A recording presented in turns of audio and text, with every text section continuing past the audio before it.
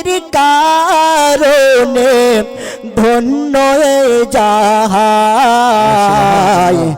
এমন দয়াল নবী গো আমরা কোথায় গেলে পায়। ওই মুআজ বিন জাবাল উটের উপর যখন উঠে গেল, উটের উপর যখন উঠে যায়, যেতে যেতে আমার নবী ওই জায়গাখানে দাঁড়িয়ে আছে যে মুআজ যত দূর পর্যন্ত যাবে আমি নবীর দৃষ্টিটা আর ফেরাবো না। মুআজ আস্তে আস্তে এগিয়ে যায়, আমার নবী অঝার নয়নে কাঁদতে কাঁদতে মুআজকে দেখতে থাকে। আমার মুআজ কত দূর গেল এইভাবে দেখতে থাকে মুসলমান, তবু মুআজ এগিয়ে যায়। যত দূর পর্যন্ত ওই মরুভূমিতে আমার নবীর দৃষ্টি যায়, মুআজের দিকে ততক্ষণ পর্যন্ত চাহিয়ে থাকি। জোরে বলুন সুবহানাল্লাহ। সুবহানাল্লাহ। যখন মুআজ আস্তে আস্তে আবছা হয়ে গেল, এইদিকে আমার নবী অঝর নয়নে কাঁদতে কাঁদতে দেখছেন, আর দেখতে পাওয়া যায় না।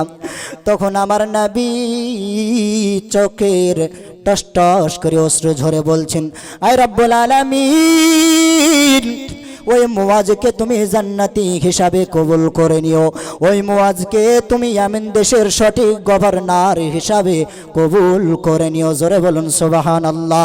যখন মুআজ চলে গেলেন, ইয়ামেন দেশের গভর্নর হয়ে গেলেন, আমার নবী পাক সাল্লাল্লাহু তাআলা আলাইহি ওয়াসাল্লামের এখানে ওফাত হয়ে গেল।